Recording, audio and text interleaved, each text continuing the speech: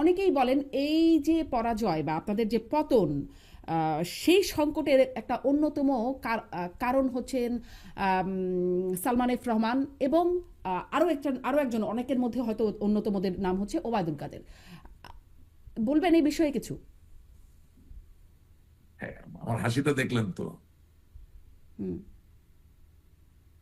হাসিতেই কি ইন্টারপ্রেট করে নিতে হবে? আপনি বলবেন কিছু? বললাম তো, পুরা দেশের সংগঠন বিভক্ত অবস্থায় ছিল। ওবায়দুল কাদের চাচা, উনি তো আমার মুরব্বীজন। হ্যাঁ, তো শিওর আমি ওনাকে সামনাসামনিও বলতে পারবো, পুরা দেশের সংগঠনই বিভক্ত ছিল, কোনো জায়গায় একীভূত সংগঠন ছিল না। এখন উনি যেহেতু দলের সাধারণ সম্পাদক, হ্যাঁ, ওনারই তো এই ব্যবস্থা নিতে হবে। Simple as that. ওনাকে আমি সামনাসামনি বলতে পারবো, উনি কোথায় আমি জানি না। যতটুকু জানা যায় উনি ভারতে আছেন।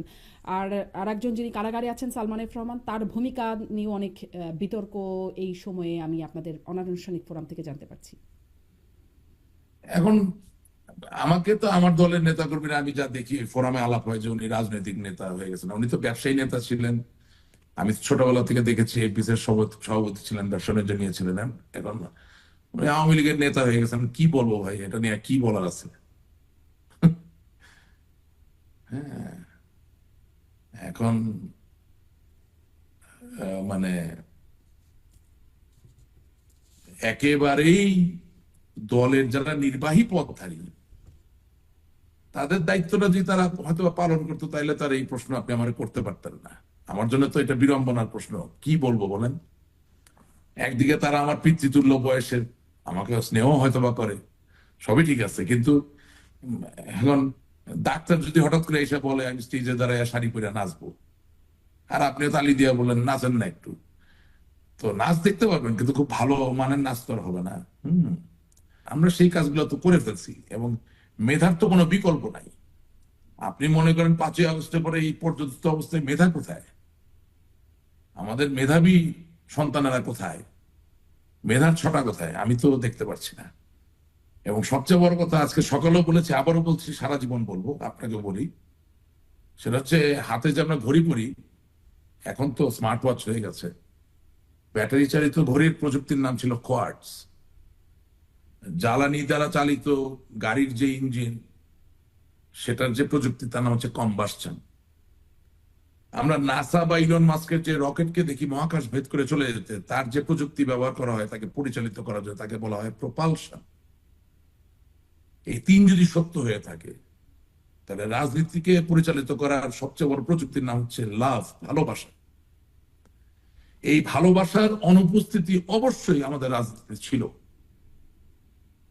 অবশ্যই ছিল। আমরা অনেক কাজ করেছি, কোনো সন্দেহ নাই, কিন্তু ভালোবাসা মাখানো আলিঙ্গন বা ঘাড়ে হাত দিয়ে মাথায় হাত দিয়ে একটা মানুষকে সংঘবদ্ধ করা, কাছে টেনে নিয়ে আসা, ছোটখাটো ভুল ত্রুটিকে ছাপিয়ে দিয়ে আপনার পাশে মানুষকে দাঁড়া করানোর যে জায়গায়, এর কোনো বিকল্প হয় না। আপনি 303 machine gun, sub machine gun, rocket launcher, tank, যুদ্ধ বিমান দিয়ে কোনোদিন দেশ স্বাধীন করতে পারতেন না। ভালোবাসা দিয়ে দেশ স্বাধীন হয়েছে, এটাই বাস্তবতা। হাতে আপনার অস্ত্র থাকতে পারে, হাতে আপনার গ্রেনেড থাকতে পারে, কিন্তু আপনি দেশ, জাতি, মাতৃকা, আপনার মা বোনের সম্ভ্রম রক্ষা করার জন্য যুদ্ধ করছেন, জান দিচ্ছেন, প্রাণ দিচ্ছেন, কারণ আপনি দেশকে ভালোবাসছেন, আপনি বঙ্গবন্ধুকে ভালোবাসছেন, আপনি একটা স্বাধীন দেশের দেখানো স্বপ্নে বিশ্বাস করছেন। ভালোবাসার কোনো বিকল্প নাই।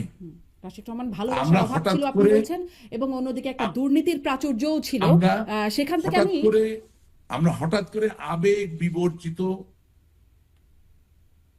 আবেগ স্বপ্ন বিবর্জিত রাজনৈতিক চর্চায় চলে গিয়েছিলাম।